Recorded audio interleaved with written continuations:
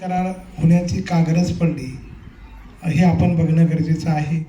मग पुणे करार का झाला तर कम्युनल अवॉर्ड झाला, म्हणजे जातीय निवाडा जो काही इंग्रज सरकारनं प्रसिद्ध केला त्यामुळं झाला. मग इंग्रज सरकारनं असं जातीय निवाड्यामध्ये काय दिलं होतं आणि का दिलं होतं यावर जर आपण बघितलं तर या भारत देशामध्ये यापूर्वी सर्वच लोकांनी सांगितलं की आम्हाला किती हीन दर्जाची वागणूक होती, परंतु वेगवेगळे राजे महाराजे या देशामध्ये होऊन गेले, परंतु या अस्पृश्य समाजाचे हित कशात आहे आणि या समाजाला कुठंतरी माणसासारखं जीवन जगता यावं, त्यांना कुठंतरी काहीतरी अधिकार मिळावेत या दृष्टीने कोण्याही राजानं प्रयत्न केलेला नाही. त्यासाठी मग बाबासाहेबांनी जे काही या देशामध्ये इंग्रज सरकार राजसत्तेमध्ये या देशातील लोकांना धर्माच्या जातीच्या आधारावरती हिस्सा काही भागीदारी देत होते, त्यावेळेस मात्र अस्पृश्य समाजाला कोणत्याही प्रकारे भागीदारीची गरज नाही अशा प्रकारचं वक्तव्य करणारे या देशातील ज्यांना महात्मा म्हणतात मोहनदास करमचंद गांधी यांनी सांगितलं की अस्पृश्य समाज हा हिंदू आहे आणि आम्ही हिंदू एकच आहोत, त्यामुळं आम्हाला यांना वेगळे कोणतेही अधिकार देण्याची गरज नाही आणि त्यामुळं आम्हाला कोणत्याही प्रकारे भागीदारी मिळत नव्हती. म्हणून बाबासाहेबांवर फार मोठी एक विचार, बाबासाहेबांच्या पुढे फार मोठं संकट होतं की काय करावं. मग बाबासाहेबांनी महाडचा सत्याग्रह करून आम्हाला पाणी पिण्यापासून देखील हा समाज वंचित ठेवतो, पाणी पिण्याचा देखील आम्हाला अधिकार नाही. काळाराम मंदिराचा सत्याग्रह केला आणि त्याच्यातून हे दाखवून दिलं की आम्हाला जर हे लोक हिंदू मानतात तर मग हिंदूंच्या देवळात जाण्यापासून आम्हाला मज्जाव का. त्याचबरोबर त्यांनी जो काही हिंदू संस्कृतीचा कायदा मनुस्मृती आहे, हा महाडच्या ठिकाणी मनुस्मृतीचं दहन केलं जातं आणि अशा प्रकारे आमच्यावर जे काही जुलूम अन्याय अत्याचार केल्या जातात हे जगाच्या वेशीवर बाबासाहेबांनी हे मोठमोठे सत्याग्रह, मोठमोठे जो काही कार्यक्रम आहेत हे करून दाखवून दिलं. तेव्हा कळालं इंग्रज सरकारला की निश्चितच या हिंदू समाजातील हा एक वेगळा गट आहे आणि या जो काही महार ही काही अस्पृश्य जात आहे, या अस्पृश्य जातीला निश्चितच वेगळं प्रतिनिधित्व दिल्याशिवाय यांचा विकास होणं शक्य नाही. म्हणून बाबासाहेब एका ठिकाणी म्हणतात ना, देवळात जाऊन तुमचा काही देव कोणताही उद्धार करणार नाही, तर तुमचं उद्धार तुम्हालाच करावा लागणार आहे. आणि त्यासाठी मग बाबासाहेब अशा प्रकारचं पूर्ण भारत देशामध्ये वातावरण निर्मिती करतात आणि वातावरण निर्मिती करून मग गोलमेज परिषदेमध्ये ह्या ज्या काही व्यथा आहेत, ह्या ज्या काही समाज व्यवस्थेनं आम्हाला जे काही नाकारलेलं आहे, आम्हाला ज्या पद्धतीनं आमच्या पीडा आहेत, आम्हाला अमानुष छळल्या जातं, जगाच्या पाठीवर कुठेही एवढा छळ नसेल एवढा या जातीयतेचा छळ या हिंदू धर्मामध्ये आम्हाला दिला जातो आणि हिंदू आम्हाला कधी माणूस मानायला तयार नाही. म्हणून आम्हाला निश्चितच आमचा विकास करण्यासाठी आम्हाला अधिकार हवे आहेत, आम्हाला सत्तेमध्ये भागीदारी हवी पाहिजे, लोकसंख्येच्या प्रमाणात, जनसंख्येच्या प्रमाणात आम्हाला भागीदारी मिळाली पाहिजे, यासाठी बाबासाहेब ठासून सांगायचे. इंग्लंडमध्ये गांधी असताना गांधीजींनी तर फार मोठ्या प्रमाणात हे जे काही बाबासाहेबांचं कार्य आहे या कार्याला कोणत्याही प्रकारे यश येऊ नये यासाठी फार मोठ्या प्रमाणात विरोध केला. गोलमेज परिषदेमध्ये जेव्हा उपसमिती गठीत झाली आणि इंग्रजांचं म्हणणं होतं की तुमच्या देशातील जाती धर्म जे काय आहे तुम्ही सर्वांनी एकत्र येऊन एक कायदा बनवा, एखादा प्रस्ताव तयार करा आणि त्या प्रस्ताव तुम्ही सर्वानुमते जर दिला तर निश्चितच त्याला आम्ही मान्यता देऊ, अशा प्रकारचं इंग्रज सरकारचं म्हणणं होतं. परंतु या गांधीला मात्र कोणत्याही परिस्थितीत अस्पृश्य समाजाला कोणताही अधिकार द्यायचा नव्हता.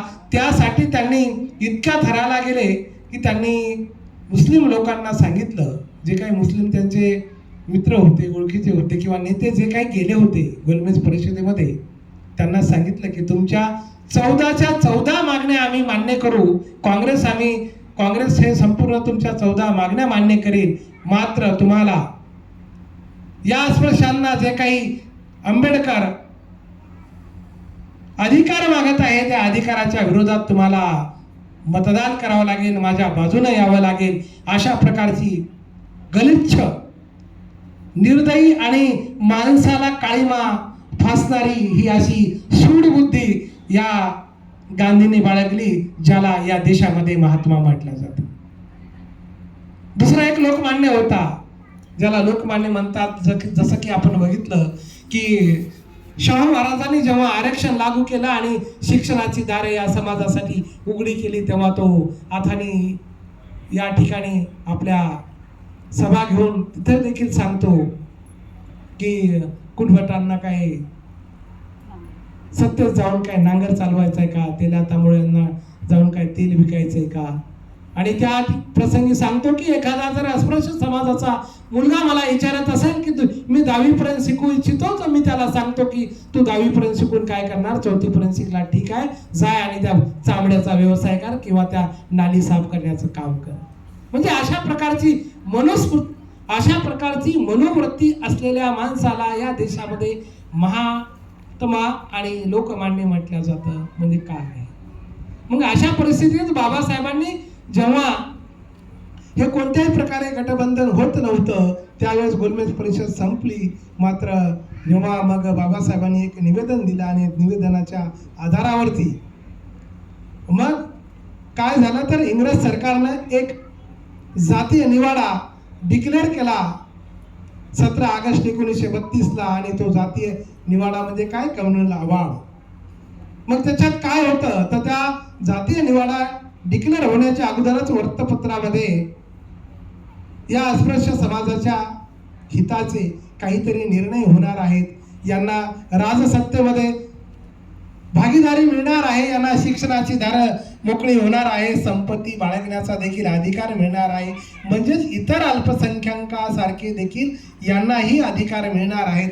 असं जेव्हा गांधीला कळालं तेव्हा गांधी येरवडा तुरुंगात होता आणि त्या तुरुंगात असताना त्यांनी पत्र दिलं की बाबा जर माझ्या वाचण्यामध्ये जे काही वृत्तपत्र येत आहे त्या वृत्तपत्रातून मला असं कळालेलं आहे की आंबेडकरांनी जे काही मागणी केलेली आहे ती मान्य होत आहे आणि ती जर मागणी मान्य झाली तर मला नाईलाजाने आमरण उपोषणाला बसावं लागेल. आणि शेवटी मग अवॉर्ड जेव्हा डिक्लेअर झालं तेव्हा त्यांनी 20 सप्टेंबर 1932 आपलं उपोषण डिक्लेअर केलं. आणि उपोषण का डिक्लेअर केलं तर अवॉर्डमध्ये, जातीय निवाडामध्ये, कम्युनल अवॉर्डमध्ये अस्पृश्य समाजासाठी इतर अल्पसंख्याक समाजासारखे अधिकार बहाल केले होते. त्यामध्ये प्रामुख्याने स्वतंत्र मतदार संघ आणि केवळ अस्पृश्य समाजाच्या लोकांना दुबार मतदान करण्याचा अधिकार.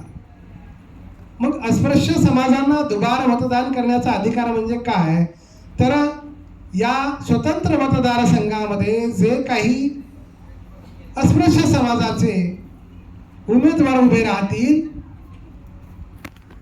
त्या उमेदवारांना मतदान करण्याचा अधिकार केवळ आणि केवळ अस्पृश्य बांधवांनाच राहील. म्हणजे जी काही सवर्ण मंडळी एखाद्या अस्पृश्य समाजाला घातक असलेला व्यक्ती निवडून देण्याची त्याची मानसिकता असेल, ती मानसिकता त्याची पूर्ण होणार नाही, तर केवळ अस्पृश्यांचं हित जो जोपासेल तोच निवडून जाईल. अशा प्रकारची ती दुबार मतदान करण्यामधील एक मतदान करण्याचा अधिकार हा अस्पृश्य समाजाला होता. आणि दुसरा मतदान करण्याचा अधिकार जे काही सर्वसामान्य गटातील व्यक्ती उभा राहील त्याला देखील मतदान करण्याचा अधिकार या अस्पृश्य समाजाला दिला होता. यावरून काय होईल, यावरून हे होईल की जो काही सवर्ण किंवा स्पृश्य व्यक्ती आहे, स्पृश्य समाज आहे किंवा उच्चवर्णीय समाज आहे, त्या समाजातील उमेदवाराला या अस्पृश्य समाजाच्या मताची तितकीच गरज पडेल. आणि जर या अस्पृश्य समाजाच्या मतामुळे जर तो निवडून येणार असेल तर निश्चितच ही जी काही जातीयतेची घृण अवस्था आहे. हे जे काही